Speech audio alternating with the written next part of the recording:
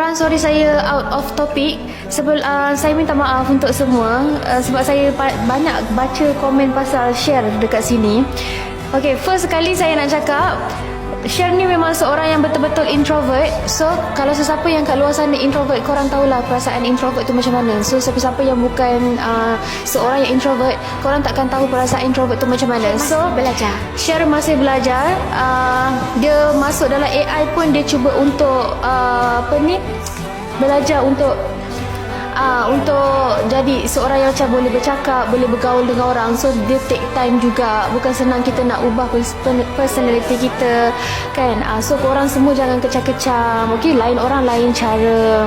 Mungkin Mira petah bercakap macam saya, Share seorang introvert. So bila dua orang dalam in frame, so dia akan nampak Share lagi tenggelam. Sebenarnya Share cuba juga untuk bercakap, tapi korang jangan kecam dia. Okay, bagi masa untuk dia. Alright, cakap yang baik-baik, komen yang baik-baik.